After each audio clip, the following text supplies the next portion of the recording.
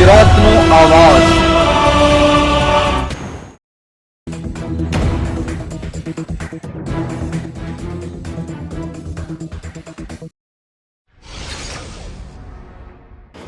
રાજકોટ જિલ્લાના ધોરાજીના માર્કેટ યાર્ડમાં ભાજપનો દબદબો યથાવત।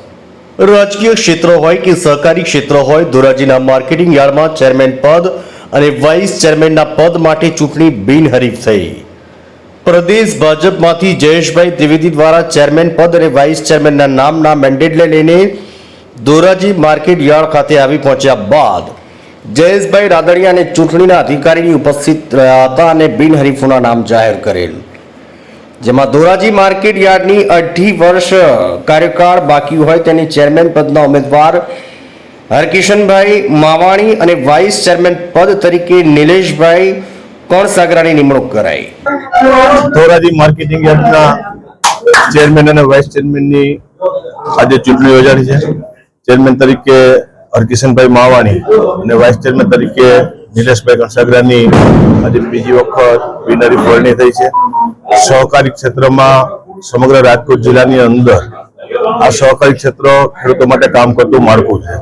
બેંકના ચેરમેન તરીકે મને સહકારી માળખાનું રાજકોટ જિલ્લાનું એટલું ગૌરવ છે કે સમગ્ર આખા જિલ્લાની અંદર રાજકોટ બેંક હોય, રાજકોટ ડેરી હોય, જિલ્લા લેવલની સંસ્થા હોય, સમગ્ર જિલ્લાના માર્કેટિંગ યાર્ડ કે તાલુકા સંઘની અંદર હર હંમેશા બિનહરીફ ચૂંટણી યોજાતી આવી છે અને સૌ સાથે મળી અને ખેડૂતોના હિત માટે હર હંમેશા સૌએ પ્રયાસો કર્યા છે। આજે ધોરાજી માર્કેટિંગ યાર્ડમાં ચેરમેન તરીકે હરકિશનભાઈ અને વાઇસ ચેરમેન નિલેશભાઈને હૃદયપૂર્વકની શુભેચ્છા આપું છું કે આવનારા દિવસોની અંદર 18 વર્ષ માટે ખેડૂતોના હિત માટે સૌ સાથે મળીને કામ કરીએ અને જે રીતે રાજકોટ જિલ્લાનું સહકારી ક્ષેત્રનું માળખું સમગ્ર દેશની અંદર નમૂનેદાર કામગીરી કરી છે એને આવનારા દિવસોમાં સૌ સાથે મળીને આગળ વધારીએ અને માત્ર ખેડૂતોનું જ હિત કાયમી માટે જળવાઈ રહે એવા સૌ સાથે મળીને પ્રયત્નો કરીએ એવી આજે ચેરમેન અને વાઇસ ચેરમેન પાસે અપેક્ષા પણ છે। એવી રીતે સવારે પણ જેતપુર માર્કેટિંગ યાર્ડની ચેરમેન વાઇસ ચેરમેનની બિનહરીફ ચૂંટણી યોજાણી હતી અને સહકારી ક્ષેત્રના માળખામાં ચૂંટણી ન થાય એ માટે હર હંમેશા અમારા પ્રયાસો હોય છે અને આવનારા દિવસોમાં સાથે મળીને અમે આગળ વધીશું।